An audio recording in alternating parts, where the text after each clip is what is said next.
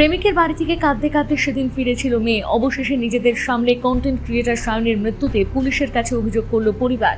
প্রেমিকের বাড়ির সবাই আপাতত পলাতক। কি হয়েছিল জানুন আসল ঘটনা। নেট দুনিয়ার জনপ্রিয় মুখ সায়নী চক্রবর্তী তার অস্বাভাবিক মৃত্যুতে শোকের ছায়া নেমে আসে মগরার গজঘণ্টা দেবনাথ পাড়ার বাড়িতে।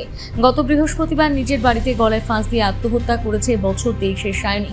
মানুষ তাকে চিনত ব্লগার হিসেবে, যেখানে দেখা যেত তাকে তার প্রতিবেশীর পোষ্য সুন্দরী, আদুরি, শিবা ও বাড়ির পোষ্য সারমী, পরি তাদের নিয়ে ভিডিও কন্টেন্ট করতো, আর তা নিয়ে প্রচুর মানুষের ভালোবাসা পেয়েছে।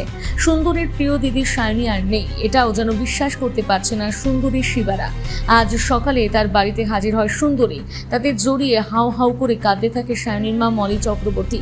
কয়েক মাস আগেই কিনেছিল সাথের বুলেট, তা আজও দাঁড়িয়ে রয়েছে বাড়ির উঠোনে। সেই বুলেট নিয়ে কয়েকদিন আগে কলেজের কনভোকেশনে গিয়েছিল সায়নী, কিন্তু হঠাৎ আত্মহত্যা করলো কেন সায়নী, এই প্রশ্নই ভাবাচ্ছিল তার পরিবারকে।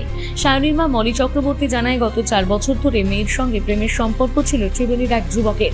দুই পরিবার তা মেনেও নিয়েছিল। আমি মেয়ের সঙ্গে সবসময় বন্ধুর মতো মিশেছি, কিন্তু কেন এমন হলো, কি হয়েছে আমরা কিছুই বুঝতে পারছি না। আমার মেয়ে খুব ট্যালেন্টেড, সবসময় হাসি খুশি থাকে, পশু পাখি নিয়ে থাকতে ভালোবাসত।